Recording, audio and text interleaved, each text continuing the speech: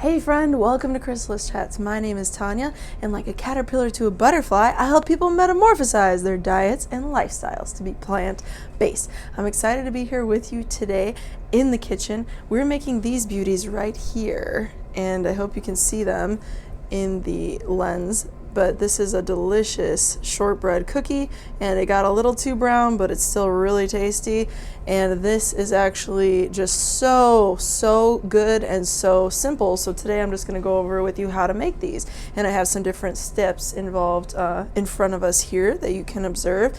So just, look at this, look at what they look like, right? You can see the texture of everything, right? It's really nice, like fluffy texture, have a lot of lines in there. And then and then you have some dough right here that shows you how to get to this. So the only ingredients in this shortbread are flour, which I'm using some Bob's Red Mill all-purpose gluten-free flour, maple syrup, which is amazing. We got some on sale here. Amazing. Maple syrup as the sweetener, Himalayan sea salt, okay? And last but not least, vanilla. Now on this particular batch that you see here, can you see it okay? Okay, this is rolled out already, and this is what it looked like before. You see how I just have a ball right there? So literally we just mixed all that stuff up, and there was earth balance. I forgot that ingredient. Of course there's earth balance. These are like butter cookies, right? So there's a fat, of course, and all this I should have mentioned. But anyway, so there's, after you mix all that up, you put it on here, you put it in a ball, you put some parchment paper on it, and use a rolling pin to roll it out, okay? Which I'm just gonna zoom forward for the sake of the video here. And then once it's flat, this is what it looks like. And then at this point, use a pizza cutter, and you actually wanna just go ahead and cut it in thin lines all the way down, as you can see right here. And it doesn't have to be perfect because it's homemade. It kind of adds to the charm of the whole thing, when you don't have a perfect cookie.